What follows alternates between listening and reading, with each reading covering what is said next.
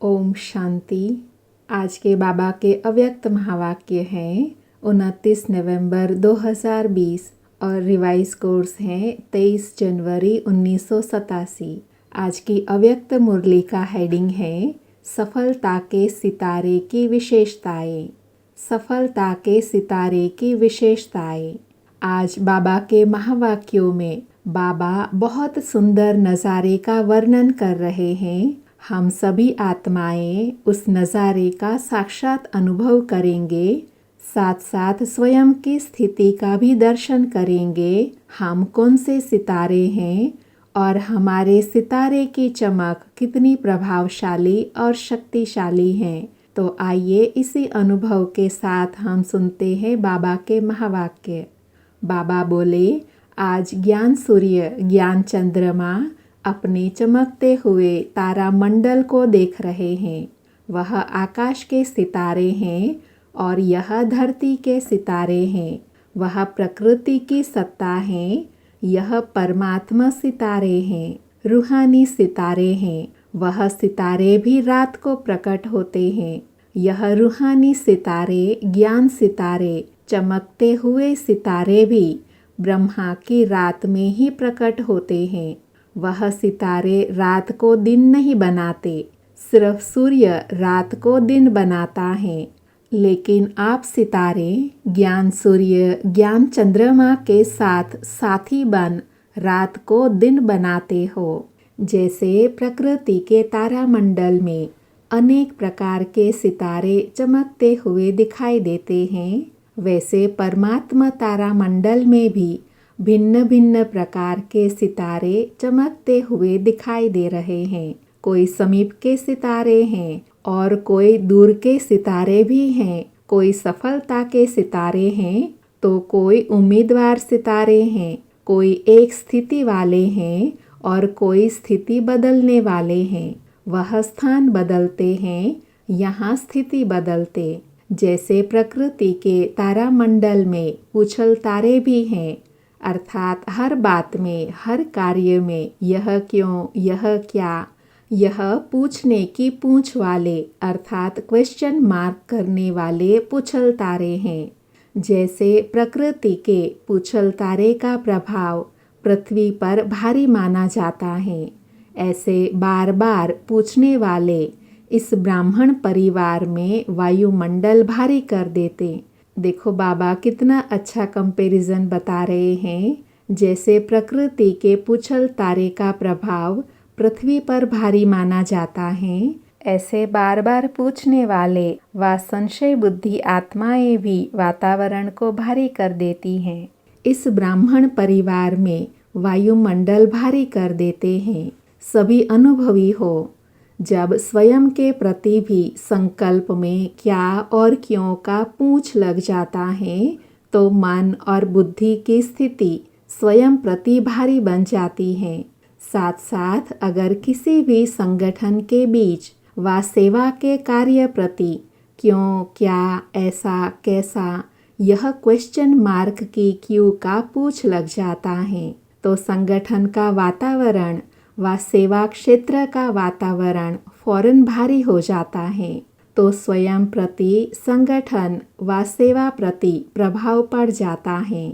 अब बाबा प्रकृति की दूसरी स्थिति बता रहे हैं, उसके साथ साथ हम आत्माओं की स्थिति बता रहे हैं। तो बाबा बोले, साथ साथ कई प्रकृति के सितारे ऊपर से नीचे गिरते भी हैं तो क्या बन जाते हैं? पत्थर। परमात्मा सितारों में भी जब निश्चय संबंध व स्वधारणा की ऊंची स्थिति से नीचे आ जाते हैं तो पत्थर बुद्धि बन जाते हैं। कैसे पत्थर बुद्धि बन जाते हैं? जैसे पत्थर को कितना भी पानी डालो लेकिन पत्थर पिघलेगा नहीं, रूप बदल जाता है लेकिन पिघलेगा नहीं, पत्थर को कुछ भी धारणा नहीं होती। ऐसे ही जब पत्थर बुद्धि बन जाते तो उस समय कितना भी कोई भी अच्छी बात महसूस कराओ तो महसूस नहीं करते। कितना भी ज्ञान का पानी डालो लेकिन बदलेंगे नहीं, बातें बदलते रहेंगे लेकिन स्वयं नहीं बदलेंगे, इसको कहते हैं पत्थर बुद्धि बन जाते हैं। तो अपने आप से पूछो, इस परमात्मा तारा मंडल के सितारों के बीच मैं कौन सा सितारा हूँ? सबसे श्रेष्ठ सितारा है सफलता का सितारा। सफलता का सितारा अर्थात जो सदा स्वयं की प्रगति में सफलता को अनुभव कराते, अर्थात अपने पुरुषार्थ की विधि में सदैव सहज सफलता अनुभव करता रहे।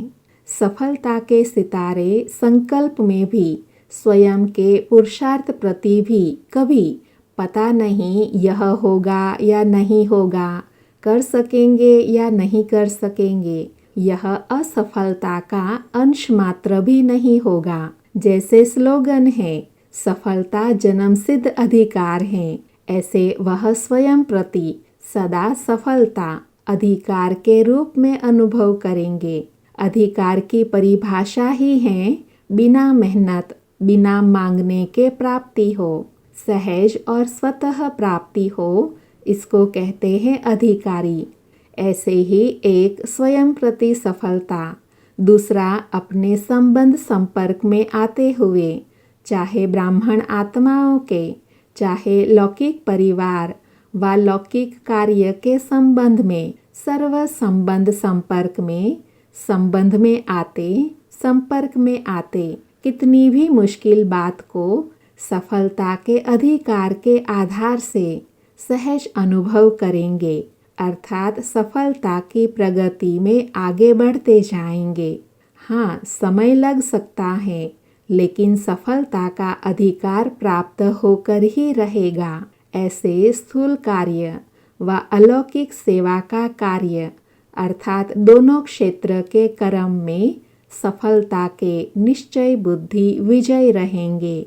कहाँ कहाँ परिस्थिति का सामना भी करना पड़ेगा, व्यक्तियों द्वारा सहन भी करना पड़ेगा, लेकिन वह सहन करना उन्नति का रास्ता बन जाएगा। परिस्थिति को सामना करते परिस्थिति स्वस्थिति के उड़ती कला का साधन बन जाएंगी, अर्थात हर बात में सफलता स्वतः सहज और अवश्य प्राप्त होगी। सफलता का सितारा, उसकी विशेष निशानी है, कभी भी स्व की सफलता का अभिमान नहीं होगा, वर्णन नहीं करेगा, अपने गीत नहीं गाएगा, लेकिन जितनी सफलता उतना नम्रचित, निर्माण, निर्मल स्वभाव होगा और दूसरे उसके गीत गाएंगे, लेकिन वह स्वयं सदा बाप के गुण गाएंगे। सफलता का सितारा कभी भी क्वेश्चन मार्क नहीं करेगा, सदा बिंदी रूप में स्थित रहे। हर कार्य में औरों को भी ड्रामा की बिंदी स्मृति में दिलाई, विघ्न विनाशक बनाई, समर्थ बनाई, सफलता की मंजिल के समीप लाता रहेगा। सफलता का सितारा कभी भी हद की सफलता के प्राप्ति को देख, प्राप्ति की स्थिति में बहुत खुशी और परिस्थिति आई व प्राप्ति कुछ कम हुई तो खुशी भी कम हो जाए, ऐसी स्थिति परिवर्तन करने वाले नहीं होंगे। सदा बेहद के सफलता मूर्त होंगे, एक रस, एक श्रेष्ठ स्थिति पर स्थित होंगे। चाहे बाहर की परिस्थिति व कार्य में बाहर के रूप से औरों को असफलता अनुभव हो, लेकिन सफलता का सितारा असफलता की स्थिति के प्रभाव में न आकर सफलता के स्वस्थिति से असफलता को भी परिवर्तन कर लेगा। यह है सफलता के सितारे की विशेषताएं। अभी अपने से पूछो, मैं कौन हूँ? सिर्फ उम्मीदवार हूँ व सफलता स्वरूप हूँ। उम्मीदवार बनना भी अच्छा है, लेकिन सिर्फ उम्मीदवार बन चलना, प्रत्यक्ष सफलता का अनुभव न करना, इसमें कभी शक्तिशाली, कभी दिल शिकस्त, यह नीचे ऊपर होने का ज़्यादा अनुभव करते हैं। जैसे कोई भी बात में अगर ज़्यादा नीचे ऊपर होता रहे तो थकावट हो जाती है ना, तो इसमें भी चलते चलते थकावट का अनुभव दिल शिकस्त बना देता है। तो ना उम्मीद से उम्मीदवार अच्छा है, लेकिन सफलता स्वरूप का अनुभव करने वाला सदा श्रेष्ठ है। अच्छा, बाबा पूछ रहे हैं, सुना तारामंडल की कहानी। देखो बाबा कितना अच्छा स्वमान और स्थिति में स्थित कराते हुए कहते हैं, सिर्फ मधुबन का हाल तारामंडल नहीं है, बेहद ब्राह्मण संसार तारामंडल है। अच्छा, सभी आने वाले नए बच्चे नए भी हैं और पुराने भी बहुत हैं, क्योंकि अनेक कल्प के हो तो अति पुराने भी हो। तो नए बच्चों का नया उमंग उत्साह मिलन मनाने का ड्रामा की नूंद प्रमाण पूरा हुआ। जाए जाए बाबा से मिले, इतना उमंग रहा जो डायरेक्शन भी नहीं सुना। मिलने की मस्ती में मस्त थे ना। कितना कहा कम जाओ तो कोई ने सुना। बाप दादा ड्रामा के हर दृश्य को देख हर्षित होते हैं कि इतने सब बच्चों को आना ही था, इसलिए आ गए। बाबा पूछ रहे हैं, सब सहज मिल रहा है ना, मुश्किल तो नहीं है ना। यह भी ड्रामा अनुसार समय प्रमाण रिहर्सल हो रही है। सभी खुश हो ना, मुश्किल को सहज बनाने वाले हो ना, हर कार्य में सहयोग देना। जो डायरेक्शन मिलते हैं उसमें सहयोगी बनना अर्थात सहज बनना। अगर सहयोगी बनते हैं तो 5,000 भी समा जाते हैं, और सहयोगी नहीं बनते अर्थात विधि पूर्वक नहीं चलते तो 500 भी समाना मुश्किल है। इसलिए दादियों को ऐसा अपना रिकॉर्ड दिखाकर जाना जो सबके दिल से यही निकले कि 5,500 के बराबर समाये हुए थे। इसको कहते हैं मुश्किल को सहज करना। तो सबने अपना रिकॉर्ड बढ़िया भरा है ना। सर्टिफिकेट अर्थात प्रमाण पत्र अच्छा मिल रहा है। ऐसे ही सदा खुश रहना और खुश करना, तो सदा ही तालियां बजाते रहेंगे। अच्छा रिकॉर्ड है, इसलिए देखो ड्रामा अनुसार 2 बार मिलना हुआ है। यह नयों की खातरी ड्रामा अनुसार हो गई है।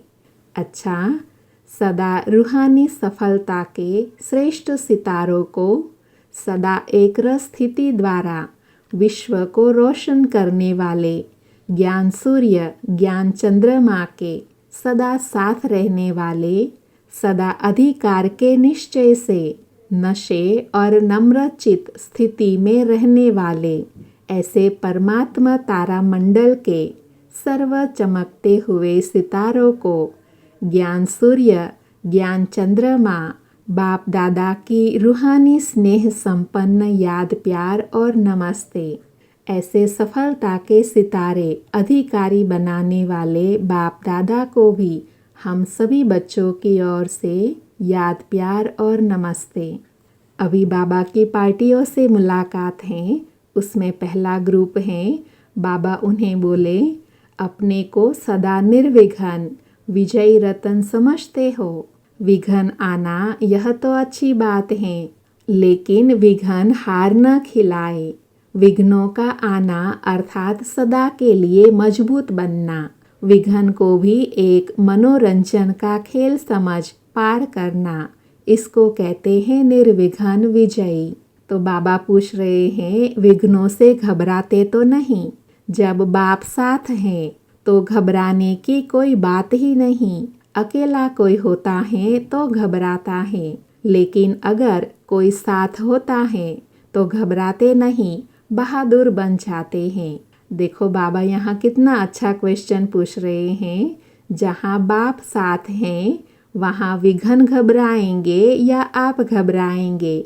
सर्वशक्तिवान के आगे विघ्न क्या है? कुछ भी नहीं। इसीलिए विघ्न खेल लगता, मुश्किल नहीं लगता।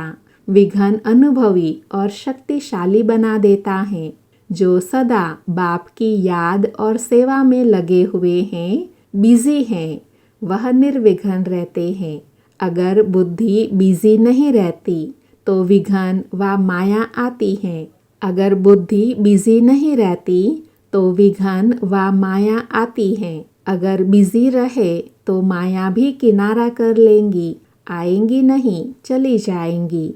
माया भी जानती है कि यह मेरा साथी नहीं है, अभी परमात्मा का साथी है, तो किनारा कर लेंगी। अनगिनत बार विजय बने हो, इसीलिए विजय प्राप्त करना बड़ी बात नहीं है। जो काम अनेक बार किया हुआ होता है वह सहज लगता है। आज का बाबा टाइटल दे रहे हैं तो अनेक बार के विजयी, सदा राजी रहने वाले हो ना।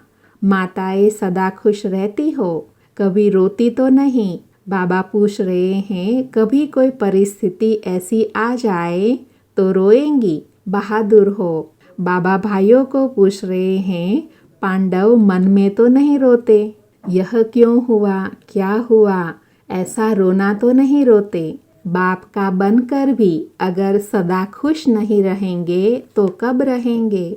बाप का बनना माना सदा खुशी में रहना।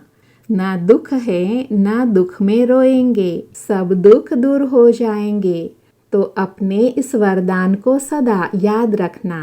अच्छा, अभी दूसरा ग्रुप है। बाबा उन्हें बोले अपने को इस रूहानी बगीचे के रूहानी रूहे गुलाब समझते हो। जैसे सभी फूलों में गुलाब का पुष्प खुशबू के कारण प्यारा लगता है, तो वह है गुलाब, और आप सभी हैं रूहे गुलाब। रूहे गुलाब अर्थात जिसमें सदा रूहानी खुशबू हो। रूहानी खुशबू वाले जहाँ भी देखो, जिसको भी देखो, तो रूह को देखो, शरीर को नहीं देखो। स्वयं भी सदा रूहानी स्थिति में रहेंगे और दूसरों की भी रूह को देखेंगे। इसको कहते हैं रूहानी गुलाब। यह बाप का बगीचा है।